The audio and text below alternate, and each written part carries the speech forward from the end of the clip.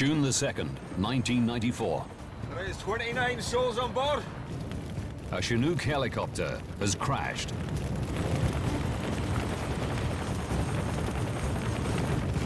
Everyone on board is dead.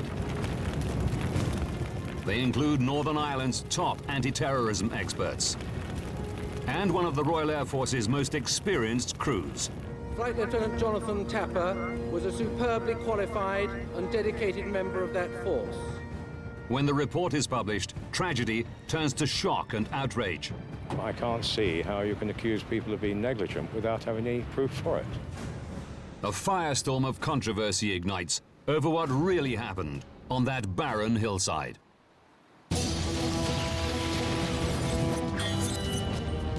Disasters don't just happen, they're triggered by a chain of critical events.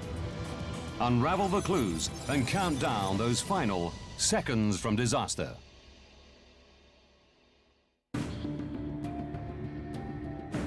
Northern Ireland. Belfast. May the 31st, 1994. The British Army is on high alert in the face of the IRA's ongoing terror campaign. 0730. Irish government sources believe the provisionals may not stop the violence during the lifetime of this government. At the military base, RAF Aldergrove, Flight Lieutenant Jonathan Tapper arrives for work. Morning. Morning.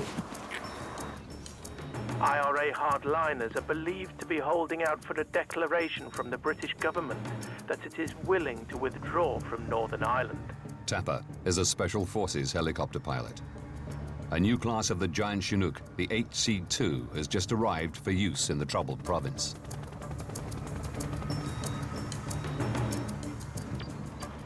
The identity of the group responsible for planting a car bomb in Tempo, County Fermanagh yesterday remains a mystery.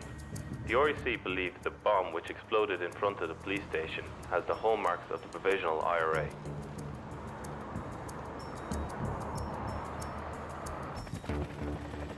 After 14 years' service with the RAF, the Chinook has undergone an extensive refit.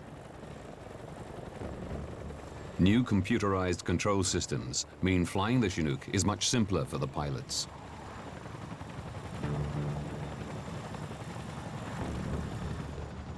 It's been a few months since Tapper's training on the new aircraft, and he's keen to re-familiarize himself with it. Hello, Chief. How's she looking? It's looking okay, sir. The forms are all filled in. Brilliant. Great stuff, thanks. No problem, sir. Tapper's been ordered to fly in the new Chinook the day after tomorrow. Yeah. But with the high level of terrorist activity, his mission remains classified. Hello, Dad. Hi, yeah, it's John. How are you? Later that day, Tapper expresses his concerns about the new helicopter in a call with his father. There's a few teething problems, I think. A couple of things not quite clicking, but we'll see. I actually asked if we could take out one of the old Chinooks. They said no. Yeah, no chance.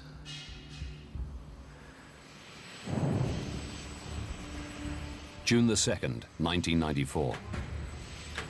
0945. This is Foxtrot 4, Juliet 40. Are we clear to lift and taxi to departure point? Okay, can we just hold on. Steady. Clear above and behind. Clear to lift. Tapper lifts off in the new Chinook for the first of the day's missions. Piloting Zulu Delta 576 is Flight Lieutenant Richard Cook. A spate of IRA attacks on British soldiers means road transportation is unsafe. Tapper's crew are flying troops around bases in Northern Ireland. Certainly less vibration than the old ones. Communication between the nav here. Not the same reading as the map.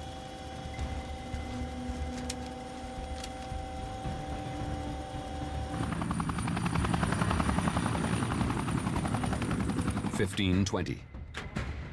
After a series of short flights, the Chinook returns to RAF Aldergrove. Really not good. What's the problem? Some contacts that are not even there. Yeah. Tapper's concerned. All off. There's inconsistent readings on the nav computer, and the power's a bit jumpy. We'll get our crews on it right away, sir. Okay, thanks, Chief. No problem. Thanks, sir. Tapper's next mission involves a higher level of security clearance. His crew is to fly 25 of Northern Ireland's top anti-terrorism experts to a conference in the north of Scotland. 1,600 hours. All right, lads. Ahead of the flight, Cook and Tapper conduct a sortie brief with their 2 crew members. Weather's in our favour. Mostly clear, but there's a 30% chance of poor visibility on the Mull. We're flying VFR. VFR, or Visual Flight Rules, allow the crew to fly at low level, navigating by eye rather than instruments. Our first waypoint is the lighthouse here on the Mull. We'll continue in a northerly direction, hugging the coast along the west side. It's a route both Tapper and Cook have flown before. 1,700 hours. Sir? The threat of terrorist attack means passengers are asked to identify their baggage. Sir? Amongst the intelligence experts on the flight is Assistant Chief Constable Brian Fitzsimmons. He's well known for helping mastermind a string of successes against the IRA. The passenger list is so sensitive, it's shredded on takeoff.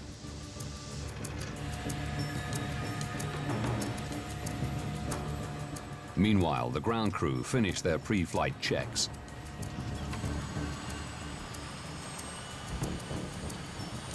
This is Foxtrot 4, Juliet 40. Are we clear to lift and taxi to departure point?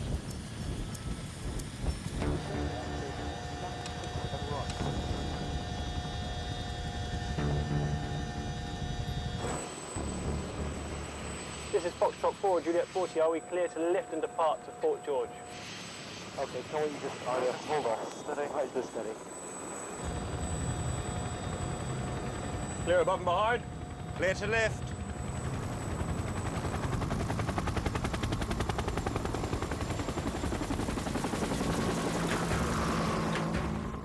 (1742).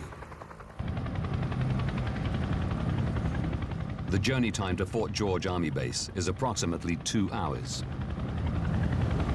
Still playing off scratch then, Tony? I wish. I've been spending more time in the bunker than on the green recently.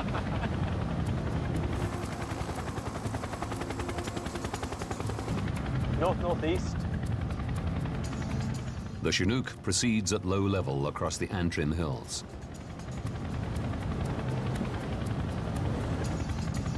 En route, the crew make routine radio contact with RAF Kinloss in Scotland.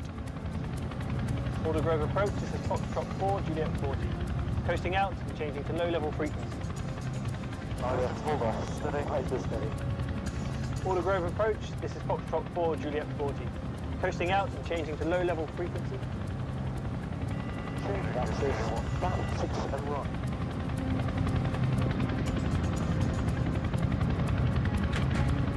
(1750). Zulu Delta 576 flies out into the North Channel, the stretch of sea between Northern Ireland and Scotland.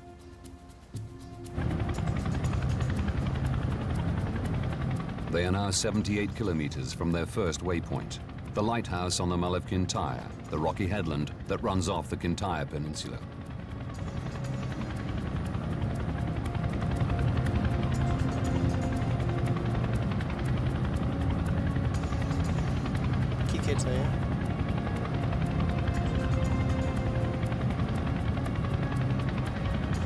Scottish Military, good afternoon. This is Foxtrot 4, Juliet 40. The Chinook arrives in Scottish airspace.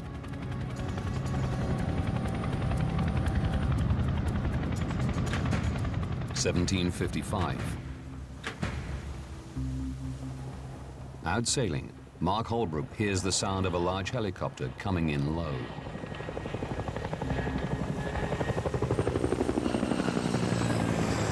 I could feel the downdraft from the rotor, so it was that close.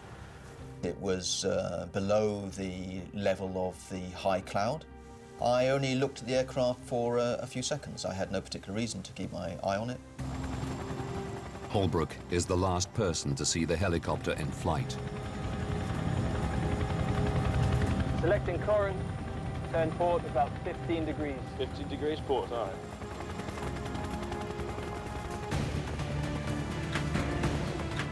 $17.59.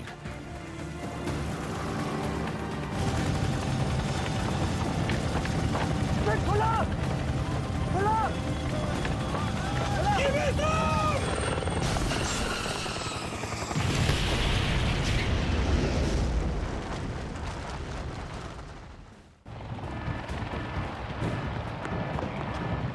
RAF Kinloss, near Inverness in the north of Scotland.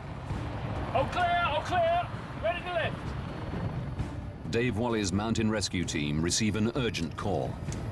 We were told it was a military helicopter, you know, a big one, a Chinook, and it had crashed, and beacons were going off. It's a 60-minute flight away. Okay, there's 29 souls up there. They need us up there pronto. Landing close to the crash site is impossible. The mist was very, very much down. We could only see the sea. We could see a bit of the lighthouse. It's gonna be one hell of a mess up there, man.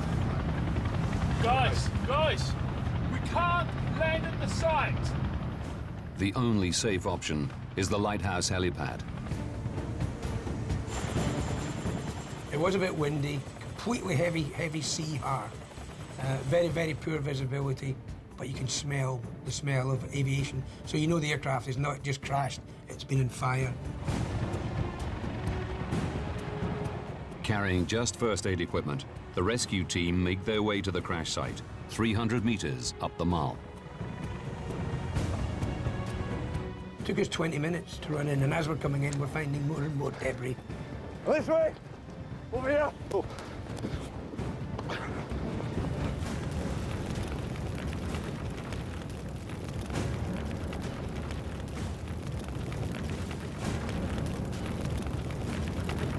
There was huge fires, smoke billowing out, flames,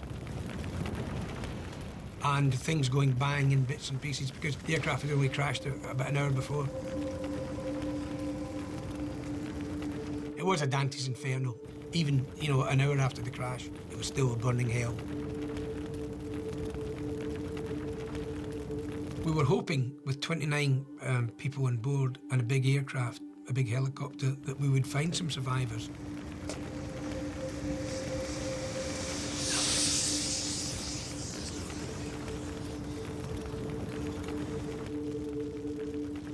At the time we'd located the first casualties, we were pretty sure nobody had survived, because it must have hit the hill at pretty fast speed. 29 people are missing after a helicopter crashed in the west of Scotland. It hit a hill in thick fog. An eyewitness reported hearing a loud explosion and seeing a fireball. All 29 people on board are killed, including the elite of Britain's security establishment and one of the RAF's most experienced Special Forces helicopter crews, including pilots Flight Lieutenant Rick Cook and Flight Lieutenant Jonathan Tapper.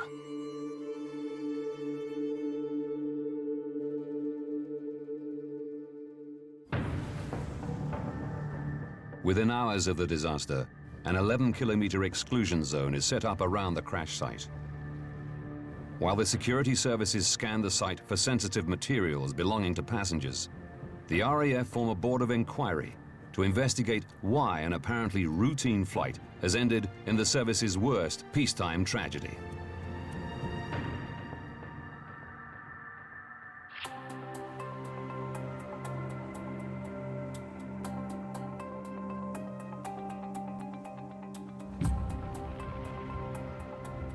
Tony Cable was lead investigator for the Air Accident Investigation Board, the civil body tasked with the initial crash investigation.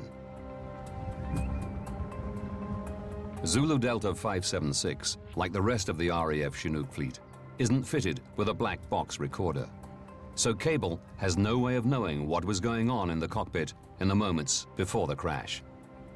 There were no survivors, sadly, who could give an account of what happened.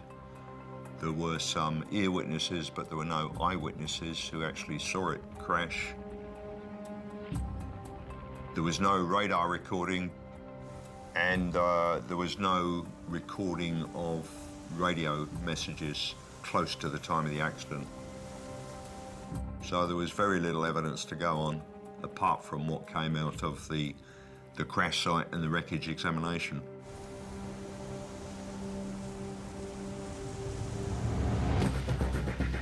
Now, by rewinding the events of the day and going deep into the investigation, we can re-examine the tragedy to uncover what could have led to this accident.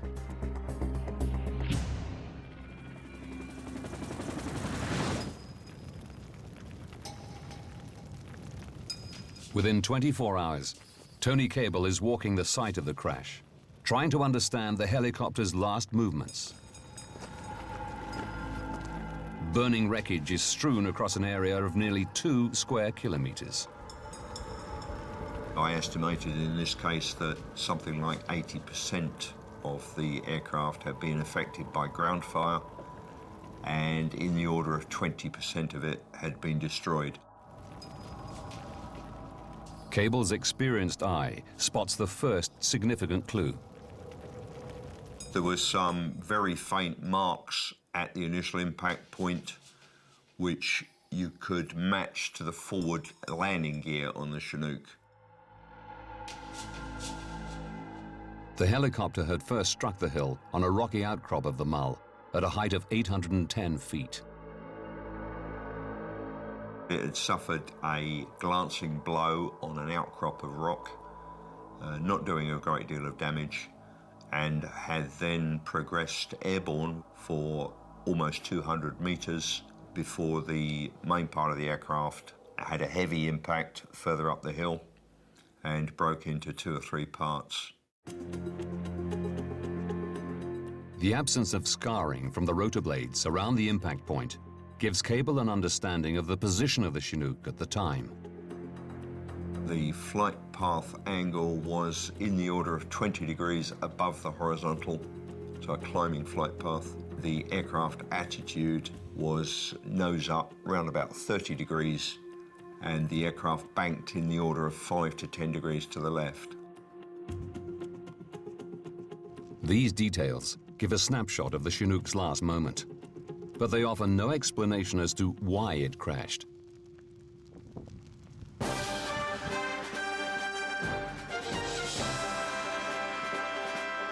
With so many high-ranking anti-terrorist personnel on board, sabotage must be a consideration for crash investigators. In the immediate aftermath of the crash, suspicions fall on IRA involvement. 2 months previously, an RAF Lynx helicopter was shot down over Northern Ireland. The single mortar equivalent to a 250-pound bomb travelled 150 yards over residents' rooftops. The Lynx, like this one, was hit in the tail at 100 feet as it came into land. We had a good look back well before the impact point. By foot and low level in a helicopter, just studying the area back to the coast along the projected flight path. If he can find any part of the chopper separated from the bulk of the wreckage, it could indicate an in-flight explosion. But we'd found no signs of any further wreckage, anything having detached from the aircraft before it had made its initial impact. A terrorist act is quickly ruled out.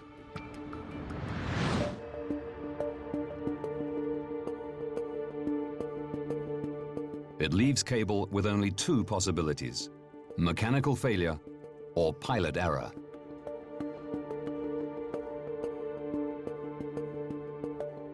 Cable examines the actuators, part of the hydraulic system that allows the pilot to control the 2 separate sets of rotors on the Chinook.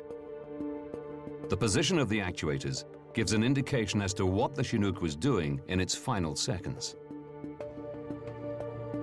It turned out that they were, in fact, indicating different airspeeds, which suggested either there was a fault somewhere or the manoeuvre was being undertaken.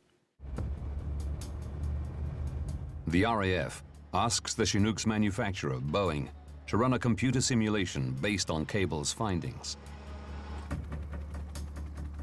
The simulation determines that the aircraft was traveling at approximately 150 knots with a rate of climb of 1,000 feet per minute, a fast ground speed but a slow rate of climb.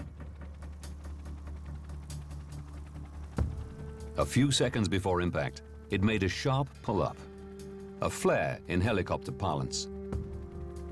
It's the helicopter equivalent of an emergency stop, suggesting that the crew only saw the hillside at the last moment.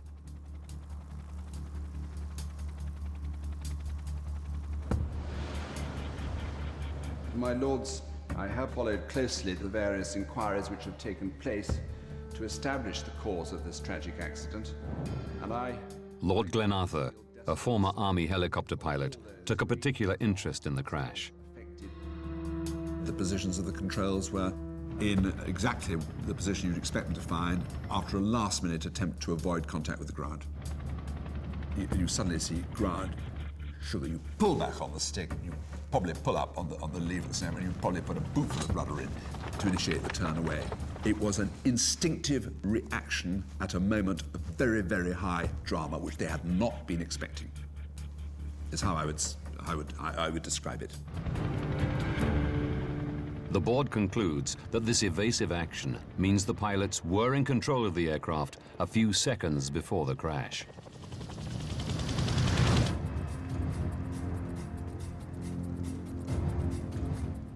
Cable hopes the Chinook's navigational computer, recovered intact at the crash site, might reveal more. But, deemed classified equipment by the RAF, it's sent to the manufacturer for analysis.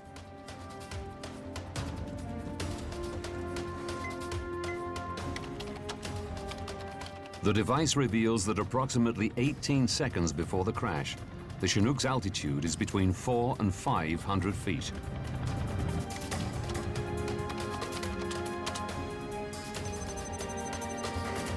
Cable is also told that at 1.5 kilometers from the lighthouse on the Mull, the Chinook's first waypoint, a crew member manually requested their next heading, a waypoint change. The computer indicated that a left turn on a bearing of between 10 and 15 degrees was required to hit their next waypoint, the village of Corran in the Scottish Highlands. To the RAF, the waypoint change is evidence that the pilots were in control of the aircraft for the whole flight, and that they subsequently decided against making the turn.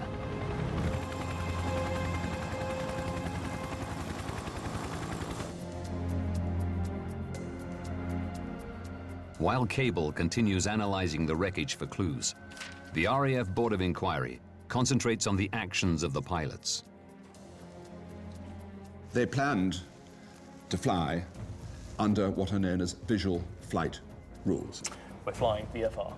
Visual flight rules were that they should remain at all times 1,000 meters clear of cloud.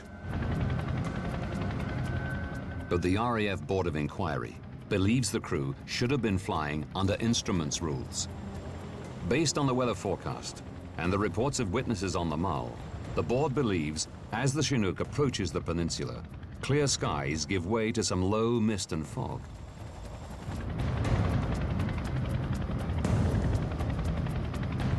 It's like going down the motorway and, running into fog. You are immediately putting yourself in extreme danger.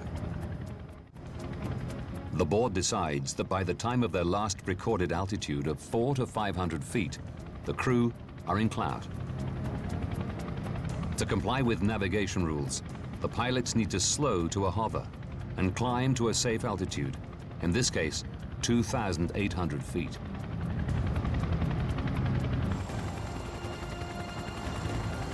The aircraft crashed at just over 800 feet.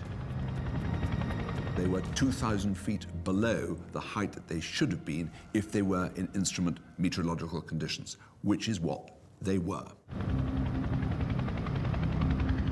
The RAF Board of Inquiry concludes that the crew decided to ignore the waypoint change and fly over the Mull instead, but chose the wrong rate of climb to clear the hillside.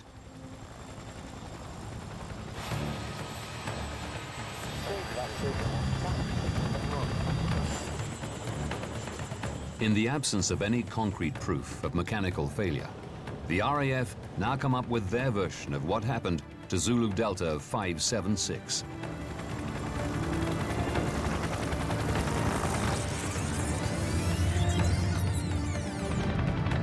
Scottish Military, good afternoon. This is Foxtrot 4, Juliet 40. 4 minutes to disaster. Jonathan Tapper contacts Scottish Military Air Traffic Control. 23 seconds to disaster. With the lighthouse 1.5 kilometers away, a crew member requests a bearing for the next waypoint on their flight path. Instead of turning left to head along the coast as planned, they continue onwards into thick fog, intending to fly over the Mull. They should now slow right down and turn away from the high ground, or switch to instrument navigation and climb at the maximum rate to a safe height. But they do neither. Traveling at high speed towards the rocky hillside, they begin a gentle climb. Approximately 4 seconds to disaster, the Mull appears out of the fog. The pilot attempts evasive action.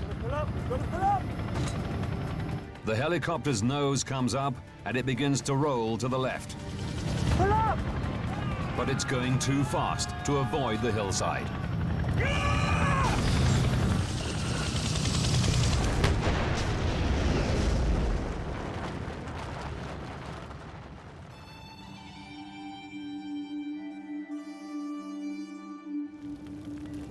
When you look at all the facts, you have to be bold enough and brave enough to say, I'm sorry, I can find no other reason. This is going to be unpleasant for me to have to announce, but nevertheless, they had breached their duty of care and that therefore they were, I'm afraid, grossly negligent.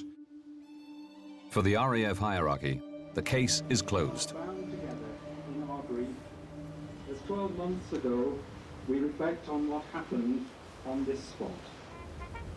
But the pilots' families and supporters refuse to accept the conclusions of the board's reviewing officers.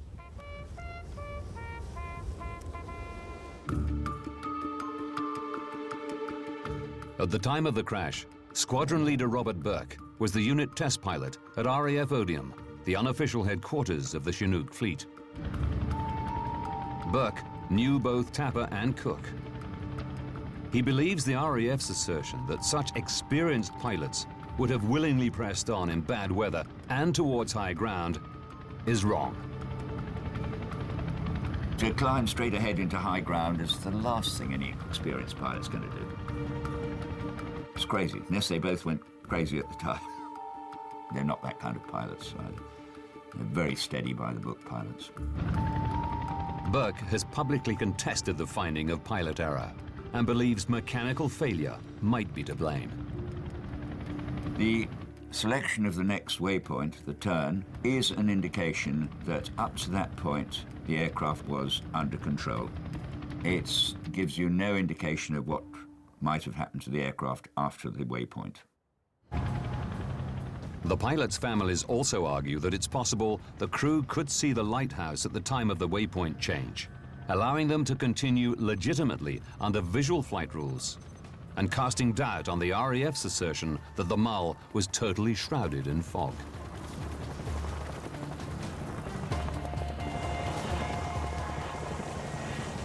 Yachtsman Mark Holbrook was 3 kilometers southwest of the lighthouse when he saw the Chinook fly over.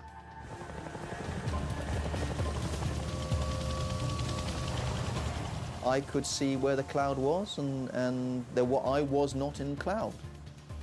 I was not in fog, and neither was the aircraft. Holbrook describes cloud and hill fog extending from around the base of the lighthouse at 250 feet above sea level up towards the summit of the Mull.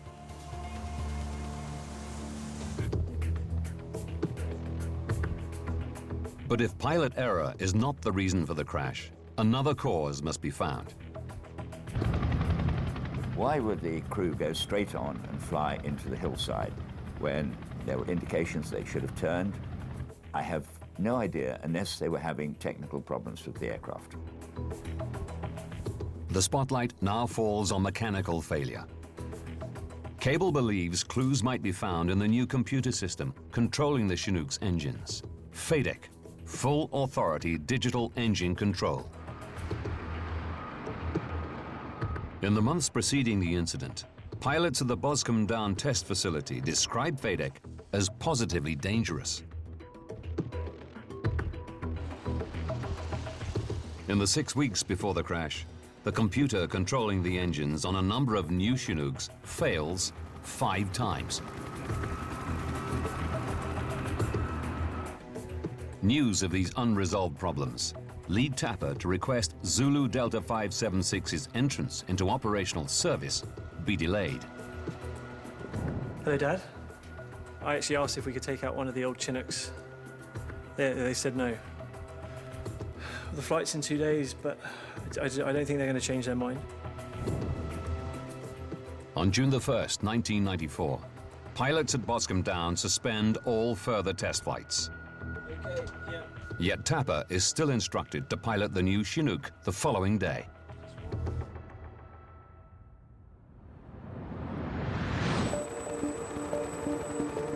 Cable discovers that part of the new Chinook's FADEC system, the digital electronic control units, had been replaced twice in the week before the crash because of engine startup problems.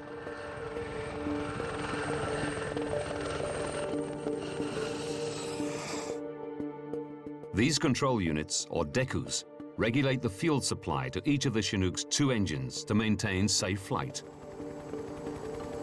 The reason for being particularly interested in these was that they each contained memory which potentially would give an indication of the power that was set on each engine at the point of impact. During his investigation of the crash site, Tony Cable found these control units.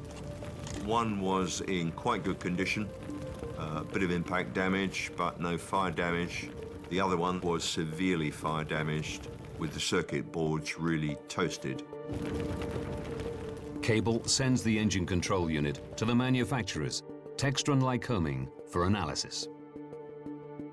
There were some error codes found in the number 2 DECU memories.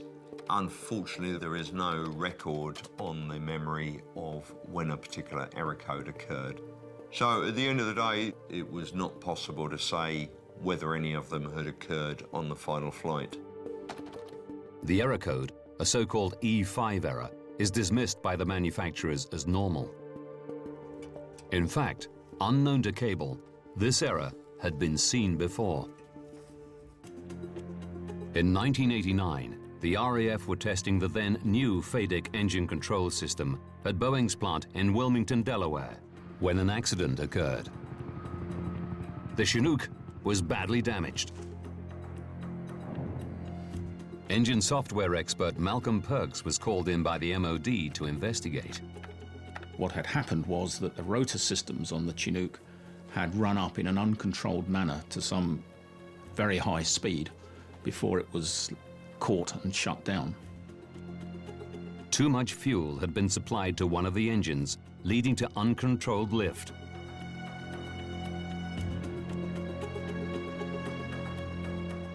A software fault in the FADEC system, producing an E5 error code, is subsequently blamed for the Wilmington accident. I thought that was strange. Here we were, several years after the Wilmington accident, with same fault codes occurring that had occurred then, and apparently no fix had been introduced to do anything about them. Change of axis, back 6 and right. Robert Burke experienced such an engine run-up on 2 occasions. If you're flying along just beneath the cloud, indeed as ZD576 was doing, it could put you into cloud effectively instantaneously. If this happened while flying on visual flight rules, it would be easy to lose track of your location.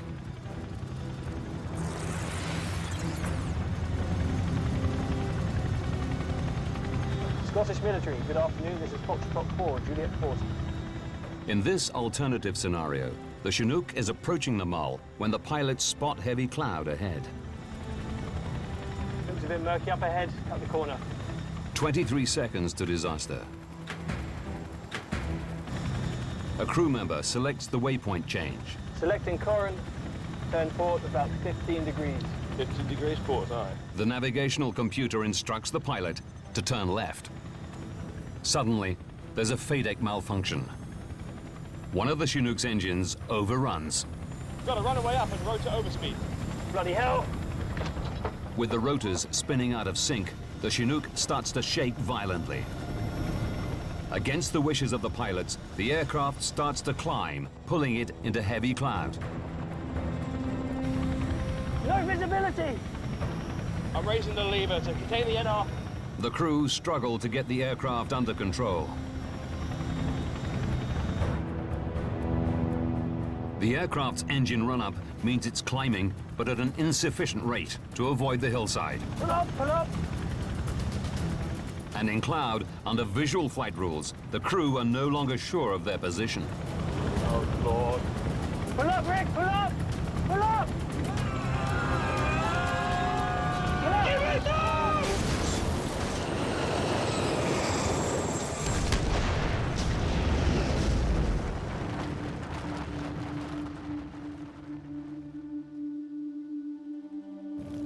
The RAF believes the crew were in control of the aircraft from the waypoint change to the crash. This FADEC fault scenario suggests they may not have been. It may be that FADEC could not have caused the Mull of Kintyre crash, but it could have been a contributory factor to the situation that the pilots found themselves in that day. We'll never know. But a FADEC fault is not the only possible mechanical failure scenario. Tony Cable believes a physical jam within the pilot's flight controls could also be to blame. He retrieves what's called the flight control closet from the crash site, a small, cramped, boxed unit that sits behind the pilot. Rods and cabling from the pilot's controls run through here to the rotors. On examining the aircraft's service record, Cable discovers that 3 weeks before the accident, components had come loose in this control closet. The actual detachment of the bracket itself was not a huge deal, but it was a very tightly confined area, and it appeared quite likely that this could possibly jam one or more controls, so the pilots would be unable to move that particular control. Not a good situation on a flight control system. Cable examines the recovered flight control closet. A number of these components, quite a lot of them, had detached from the panel. But yet again, the evidence is not conclusive. There seemed to be no way to determine whether they had detached due to impact forces or might possibly have come out pre-impact and caused a flight control problem. But the control closet evidence, when combined with other physical evidence from the crash site, suggest the controls could have jammed. Cable had assessed that the left rudder pedal had been pushed 3/4 of the way down before the crash. The RAF took this as evidence that avoidance action was being taken. But Robert Burke believes otherwise. It's an extraordinary amount of left rudder to put in, even under extreme circumstances when you're flying at maximum speed. You would virtually never do that, unless you had a problem with the aircraft. Rather than generating a banked curve, depressing the rudder pedal merely rotates a helicopter on its axis. It's a highly unusual maneuver to perform at speed. This, to any pilot, any helicopter pilot, any pilot of any kind, would suggest that the aircraft was not fully under control at the time it crashed. Burke believes Rick Cook may have used such heavy rudder as an avoidance measure because he was unable to steer the helicopter away from the Mull any other way. I've got a control jam! Cut! Such a situation could have come about if his cyclic, the stick controlling forward and lateral movement, stopped working. A so-called control jam. Cut! Turn the aircraft! At the original inquiry, Boeing stated that this was extremely improbable. But just 3 years after the crash of Zulu Delta 576, a US pilot experienced a control jam as his Chinook dropped out of the sky. It was flying along in the cruise at 1,000 feet above ground, and the nose went to one side, the pilot corrected, and the aircraft then started to rolled onto its side 90 degrees, in spite of all the efforts of the pilots to stop it. Although all attempts to identify the source of the crippling control jam proved fruitless, it's evidence that they do happen.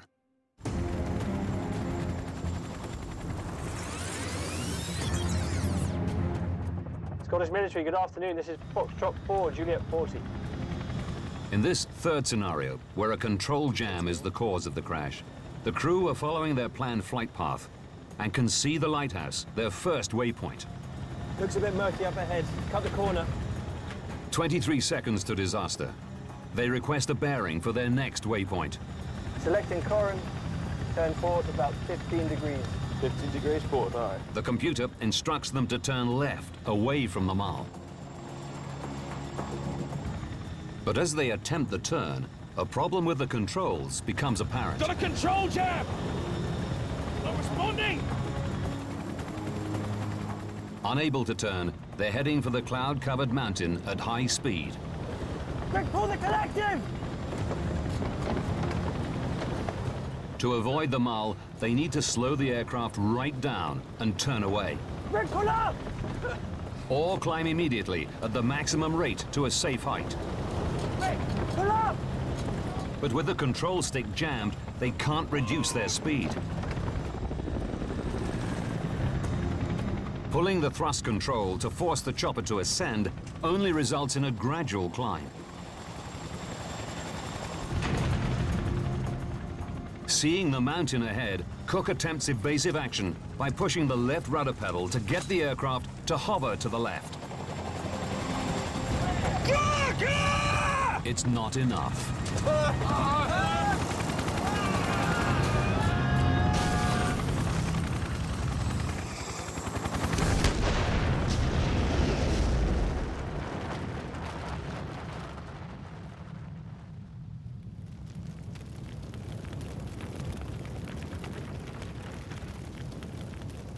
In retrospect, looking back at my statement to the Board of Inquiry, I would have emphasised the aspect that the absence of finding a failure does not mean that there was no failure there. The possibility in this case that there was a malfunction of some system that prevented the pilots from taking the aircraft where they intended it to go cannot be dismissed. Whether that technical malfunction is due to a FADEC problem. Got to run away up and road to overspeed. Bloody hell! No visibility! Or another kind of mechanical failure. I've got a control jam! Not responding! Quick, pull up! Will never be known.